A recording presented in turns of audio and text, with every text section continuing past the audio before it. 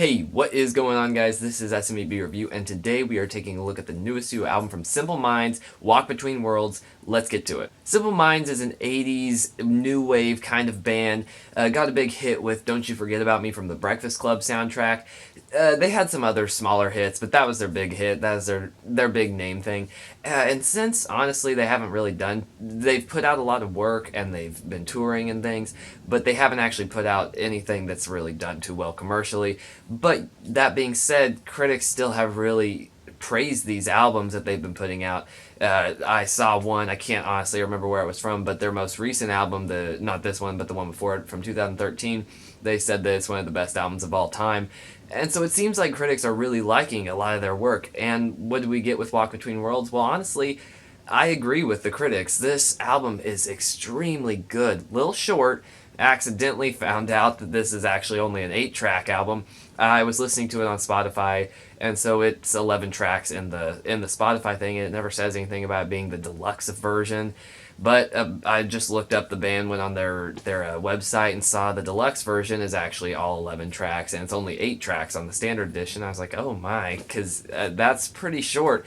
But I didn't expect it, honestly. I thought that it would be all 11, because it felt like a concise album. They had a live track tacked on there, but it wasn't bad. It was fine. The whole thing felt pretty concise. But as you guys know, I only take a look at standard edition albums, so I'm only taking a look at those first 8 tracks. Jim Kerr is the lead singer of Simple Minds, and honestly, I really enjoy his singing style. It's very relaxed and laid back and very from the throat. But with that being said, it really works for the kind of music. He doesn't have to do these big soaring, swooping, or really loud notes. He kind of just mumbles along, and that's not an insult by any means. It's very hard to describe. It's something that you kind of have to hear. But it is just one of those that it's very low-key and laid back, but yet works extremely well and is very effective for the kind of music they write. Now, I listened to this album.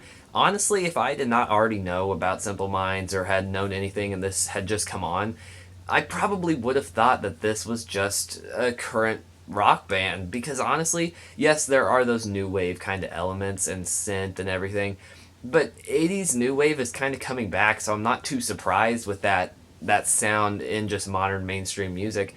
So listening to this, it sounds actually a very modern take on it, and it's nice to see that these guys are really keeping up with the times, and that's not something that's essential. I don't think that all older bands have to keep up with the times or anything, but it's interesting to see because most bands don't really try to do that, but yet Simple Minds has really tried to still sound like they're a new rock band and really continue to change their style, and I really like that, honestly. I really like this album just because it's so catchy and so fun and has amazing melodies. It gets a little repetitive at times. That's one of the biggest nitpicks I have for it. Just a little repetitive. But besides that, even when I say it's repetitive, that's very hard to say just because the music is so intricate. There's great solos of any instrument and just little intricate things, little flares that are added. Maybe not a whole solo, but just little flares or a new instrument or something that keeps it diverse and interesting.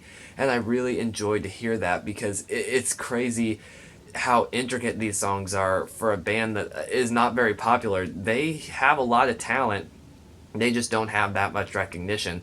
And I really did enjoy this album because of all of these factors. The repetitiveness is hardly a factor just because, as I said, it's so intricate that it kind of gets ignored. Magic is an excellent example of them blending that new wave sound with their more modern sound. It does sound modern. It sounds very well produced, very well put together, and I think it sounds excellent.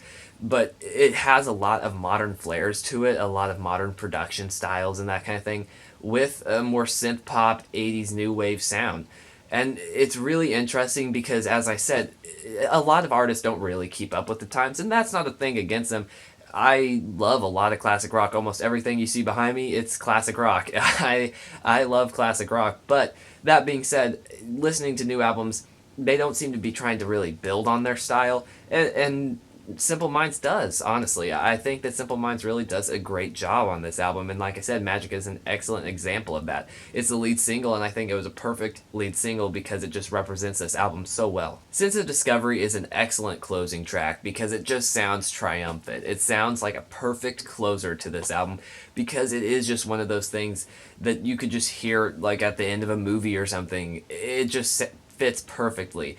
It's very transcendent, and it really is just one of those songs that wraps up an album, and it's just one of those like put your arm around someone and just sing along kind of songs, and it just closes out the album like this is it, this is the last song, and it fits perfectly here. I think that that was excellent placement of this song, and honestly, I listened to the whole album obviously because I didn't know, and I felt like this song should have been the ending song, but it didn't, and that was fine. It didn't really bother me, but honestly, I think that the fact that this is the ending song is even better. It fits perfectly, and I really enjoy the fact that they did stick that song on the end. I mean, some songs have just strings in them, which is very strange for like a more new wave sound, such as Borrowland Star. It does have those strings that really fit in with the melody, and actually a lot of songs have those strings.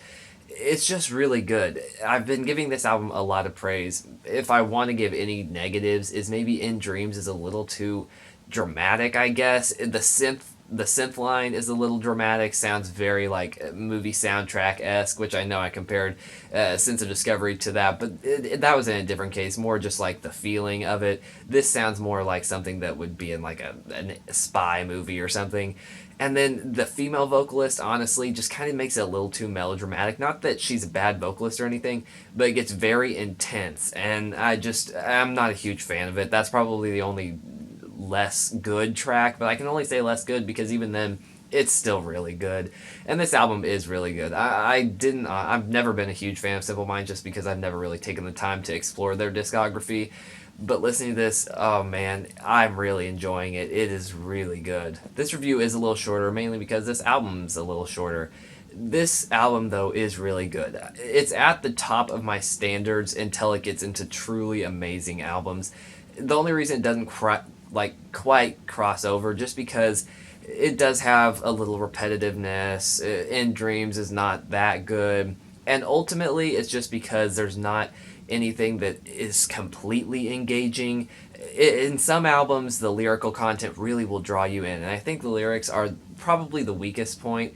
Not that it's like a huge hindrance, but because there's just not enough there to make it amazing. It is really good. It is at the top of my scale for really good albums. It's just not in the perfect category or amazing. It's so close, but like I gave a 9 to Roger Waters' album, and I love that album, but it had amazing lyrics. So this one just is kind of a little held back. That's the only reason it doesn't quite get a 9. If I did any kind of weird rating system, it would be like a 8.75 or something. It would be weird. But because I only do 0.5s, I'm going to give it an 8.5 out of 10. What did you guys think of this album for the few of you that probably checked it out? I really do think this band deserves the credit that I'm giving them. They sound really good, and I hate that this is one of those 80 bands that kind of just disappeared over time. Obviously, Don't You Forget About Me still extremely popular for a lot of people, even new generations. I knew that song before I really got into classic rock or anything, but they kind of did fade off. I wouldn't say they're a one-hit wonder because they have had big hits, but they are probably a one-hit still remembered at least. I feel like the rest of their catalog has kind of disappeared over time, except for with really big fans. But this album does deserve your time. I really do enjoy it. But what did you guys think? Please let me know. Besides that, thank you guys so much for watching, and I'll see you guys later.